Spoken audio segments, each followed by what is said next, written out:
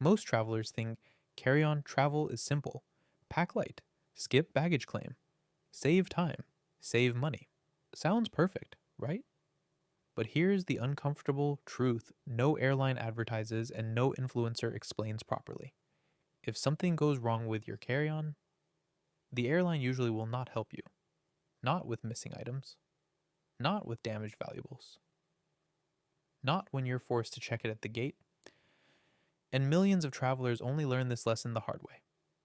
In this video, I'm breaking down what everyone gets wrong about carry on travel, the rules airlines don't clearly explain, and the mistakes that can cost you money, time, and peace of mind. If you fly even once a year, you need to hear this. Section 1. The biggest myth about carry-on bags. The biggest myth is simple. Carry-on bags are safer because they stay with you. That is only partially true. Yes, carry-ons avoid baggage claim. Yes, they reduce the risk of airline mishandling. But once you step into an airport, your carry-on is not fully under your control. Security can stop it. Gate agents can take it. Cabin crew can move it. And once that happens, airline responsibility becomes very limited. Most travelers don't realize this until something goes wrong. And by then, it's too late. Section 2. Gate checking, where most problems start. Here's what really catches people off guard.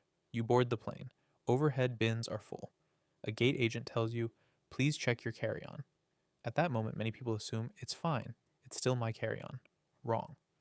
Once your bag is gate checked, it is treated like checked baggage. It may go through standard baggage handling, and airline liability becomes very limited. If fragile items break, if electronics go missing, if valuables are damaged, airlines often say, you packed it yourself. We're not responsible. And legally, they're often right. Section 3. What airlines clearly say, but no one reads. Almost every airline states this somewhere in their policy. They are not responsible for cash, electronics, jewelry, medications, important documents. Even if those items were in your carry-on, even if the bag was taken at the gate, even if you had no choice, most travelers never read this until customer service quotes it back to them. Section 4. Why carry-on size rules matter more than you think. Another major mistake people make is pushing carry-on size limits. Yes, your bag might fit on one airline, but not on another, and not on every aircraft. When your bag is slightly oversized overpacked, or hard to lift, you become the first target for forced gate checking. Once again, control is lost. Smart carry-on travelers don't just pack light, they pack strategically and within limits. Section 5. The hidden risk of overhead bins.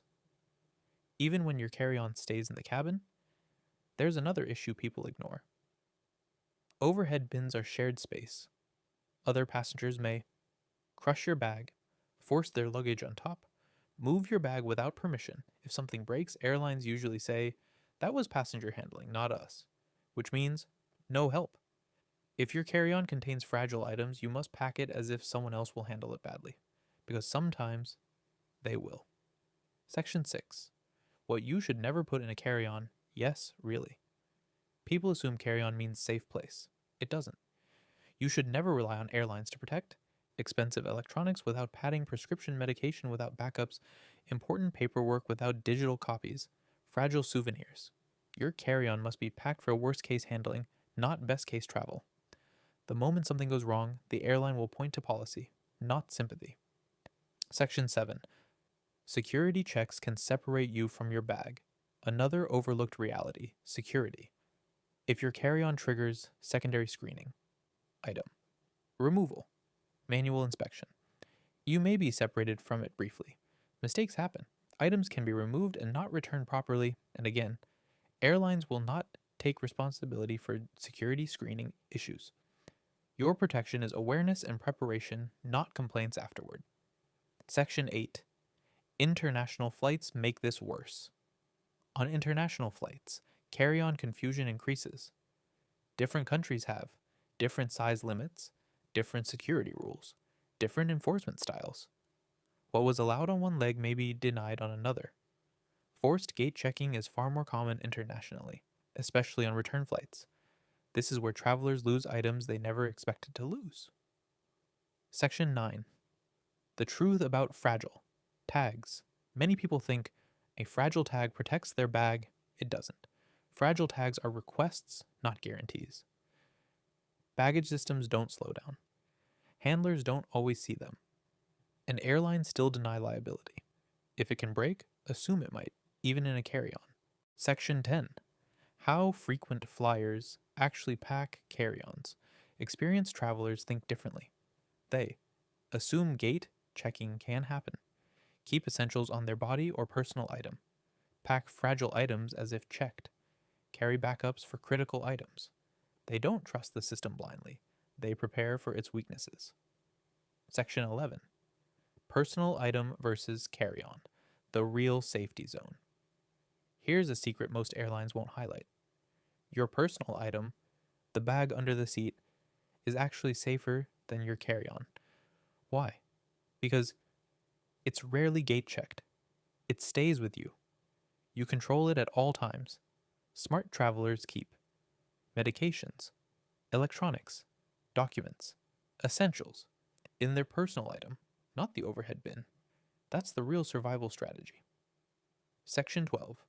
Why complaining afterward rarely works. When something goes wrong, many people contact the airline expecting compensation.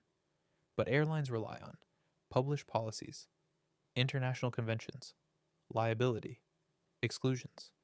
Customer service agents don't decide, policy does. That's why prevention matters more than complaints. Section 13.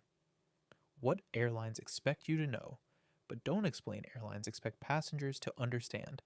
Carry-on limits, gate check risks, liability exclusions, but they don't explain them clearly. Why? Because clarity would reduce flexibility and increase responsibility.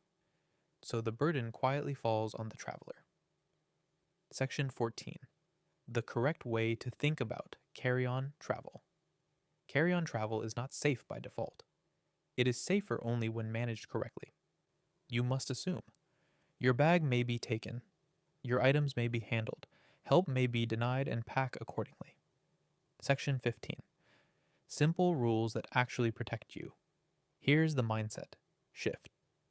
Carry-on not equal guaranteed control. Personal item equals true security. Policies beat emotions. Preparation beats complaints. Once you understand this, travel becomes smoother, not scarier. Outrow, final warning and value. Close. Carry-on travel isn't broken. But the way most people understand it is, airlines won't protect what you didn't prepare for. They won't bend rules you didn't read. And they won't fix mistakes you could have avoided. Now you know what most travelers learn too late. If this video saved you from even one mistake, it already did its job. Travel smarter, pack smarter, and never assume the airline will help.